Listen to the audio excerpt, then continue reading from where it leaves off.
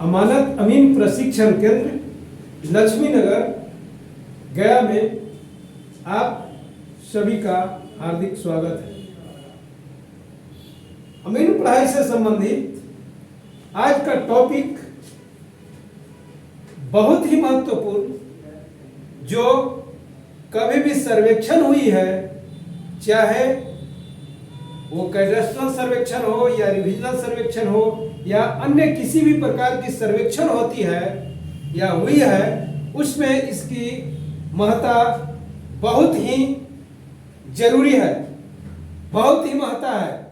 यानी इस के आधार पर ही हम पूरा सर्वेक्षण की प्रक्रिया, मापतौल की प्रक्रिया करते हैं या उसको संदर्भ के रूप में इस्तेमाल करते हैं। तो आज का टॉपिक है स्थल नियंत्रण बिंदु या ग्राउंड कंट्रोल पॉइंट। अब ये शब्द से ही पता चल रहा है कि ग्राउंड मतलब स्थल, कंट्रोल मतलब कंट्रोल करना, नियंत्रण करना, और पॉइंट मतलब बिंदु या केंद्र, यानी वैसा स्थान जहां से हम पूरे को कंट्रोल करते हैं, पूरे सर्वेक्षण को कंट्रोल करते हैं, पूरे मापी को कंट्रोल करते हैं, पूरे खेसरा को वहां से कंट्रोल करते हैं, पूरे सीमाओं को वहां से कंट्रोल करते हैं। यानी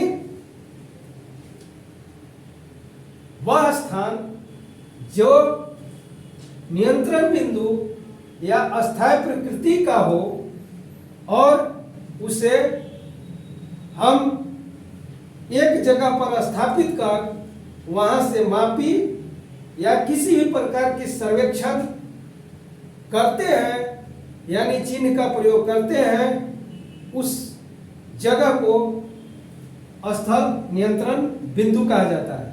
यानी जहां से हम मापी वगैरह को कंट्रोल करते हैं।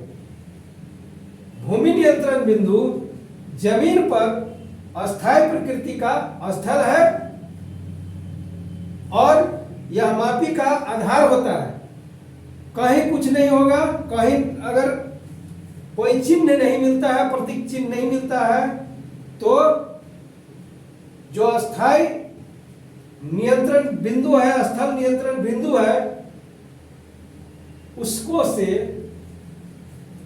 हम शुद्ध मापी कर सकते हैं, क्योंकि स्थल नियंत्रण बिंदु वैसे स्थान पर बनाया जाता है या वैसे जगहों को चुना जाता है या वैसे धरोहर को चुना जाता है या वैसे स्थलाकृतियों को चुना जाता है जो कम से कम 30 से 50 साल तक एक अस्थायी जगह पर समाहित हो रहे।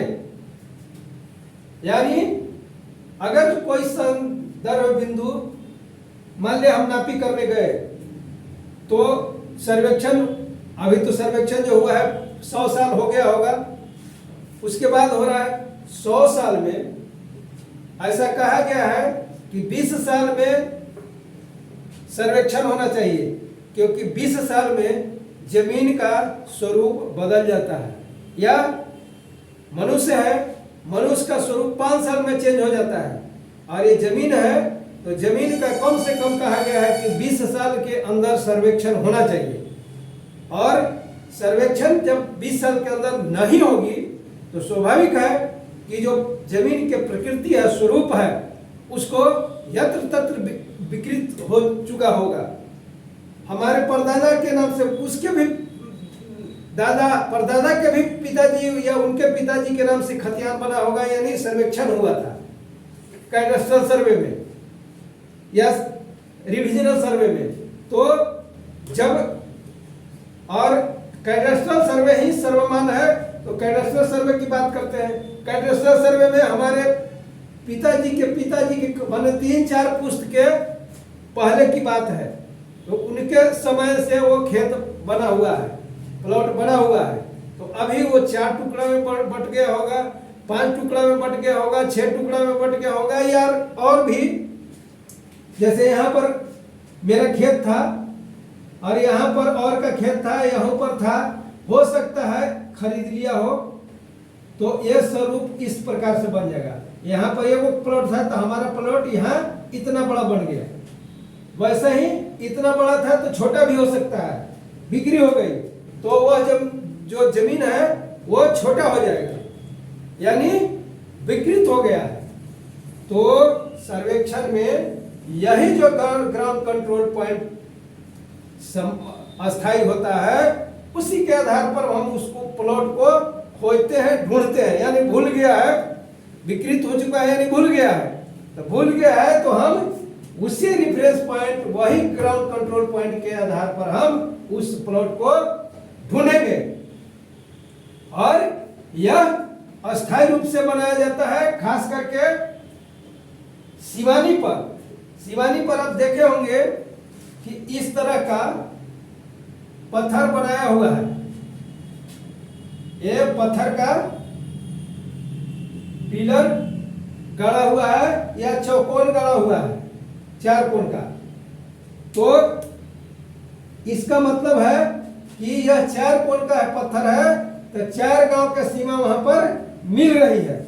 और वैसे जगह पर उसको चरकोन पत्थर वहां पर गाड़ दिया गया था सर्वेक्षण के समय। जो पत्थर है तो उसको क्या होगा, 100 साल 200 साल तक भी रह सकता है, लेकिन उसको लोग विकृत कर देते हैं, वो पत्थर को भी हटा देते हैं।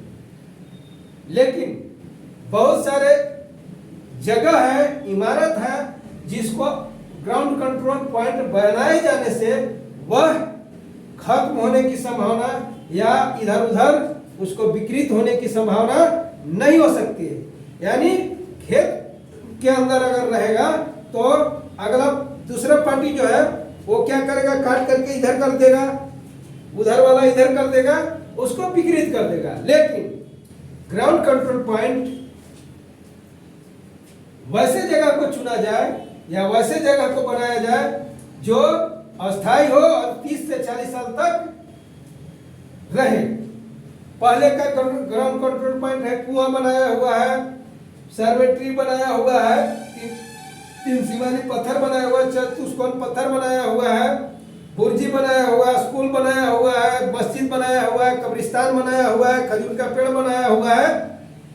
यानी बहुत सारे हैं जो अस्थायी भी बना हुआ है ग्राउंड कंट्रोल पॉइंट। लेकिन ग्राउंड कंट्रोल पॉइंट या स्थल नियंत्रण बिंदु वैसे स्थान को बनाया जाए, वैसे स्थलाकृतियों को बनाया जाए, वैसे चिन्ह को बनाया जाए जहां पर 40 से 50 साल तक उसको अस्थायी रहने की संभावना हो।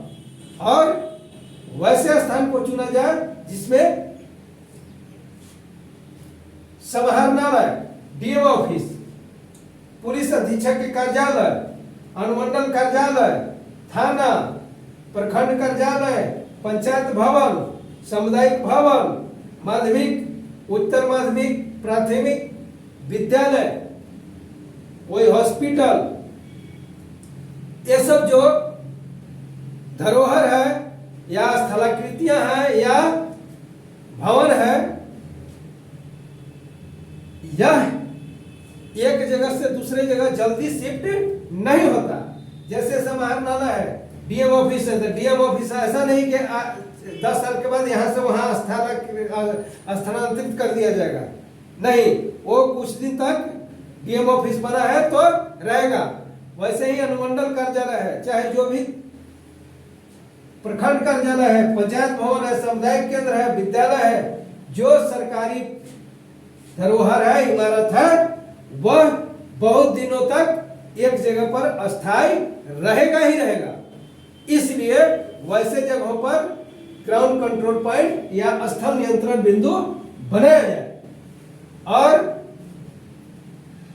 इसमें वैसे चीज को बनाया जाए जो जमीन पर भी हो और आपके नक्शा में भी हो।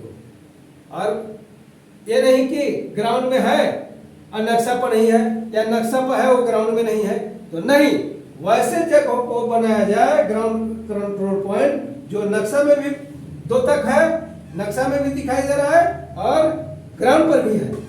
और वैसे ग्राउंड कंट्रोल पॉइंट अधिकांशतः सीमेंट, छड़ इत्यादि से बना हुआ इमारत होना चाहिए। ये ना कि माटी के घर बना दिए, माटी के ये है तो कुछ दिन के बाद 10-20 साल के बाद टूट जाएगा और समाप्त हो जाएगा। तो सीमेंटेड, छड़ इत्यादि के बने हुए, कंक्रीट के बने हुए भवन को प्राथमिकता दिया जाना चाहिए।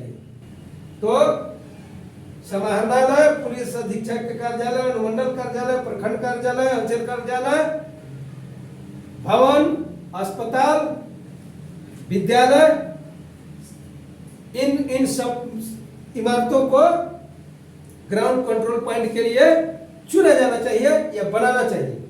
अब इससे ग्राउंड कंट्रोल पॉइंट के बारे में जाने, इससे फायदा हम जान ही गए कि फायदा यह है कि किसी कहीं भी प्लॉट हमारा भूल गया है, कहीं भी लुप्त हो गया है, कोई भी विकृत कर दिया है स्थलाकृति को, आपके खेत को, प्लॉट को, उस ग्राउंड कंट्रोल पॉइंट की सहायता से अगर मापी करेंगे तो वह सही सही जमीन बतलाएगा। यानी ग्राउंड कंट्रोल पॉइंट एक सर्वेक्षण का बहुत ही अहमियत वाला जगह होता है या चिन्ह होता है, जो हमें शुद्ध मापी करने में मदद करता है, भूले हुए प्लॉट को खोजने में मदद करता है, विकृत हुए प्लॉट को खोजने में मदद करता है। यानी इसी आधार पर हम पूरे सर्वेक्षण का कार्य कर सकते हैं। और यहाँ पर ग्राउंड कंट्रोल पॉइंट क्या है, ग्राउंड कंट्रोल पॉइंट कैसे जगहों पर बनाना चाहिए, ग्राउंड कंट्रोल पॉइंट से क्या फायदे हैं, इसके बारे में हमने अच्छी प्रकार से बताया। आशा है आप सब हमारे इस टॉपिक को बहुत ही अच्छे ढंग से समझ गए होंगे। और मैं बार बार बोलता हूं कि मेरा यह टॉपिक या वीडियो बनाने का मेन उद्देश्य होता है कि हमारे भारत, हमारा राज्य बिहार एक कृषि प्रधान देश है। यहाँ किसान वास करते हैं और किसान ही सबसे ज्यादा एक दूसरे से फसाद है, जमीन के चलते ही एक दूसरे से फसाद है। यानी कहने का मतलब कि जितने भी फसाद का जड़ जमीन से ही रिलेटेड है, जितने भी मामले आते हैं उसमें कहीं न कहीं वह जो मामला होगा जमीन से ही जुड़ा होगा। और इस मामला को, इस झगड़ा को, इस फसाद को हम तब कम कर सकते हैं जब उसके बारे में हम जानेंगे। तो जब हम पढ़ेंगे तब बढ़ेंगे।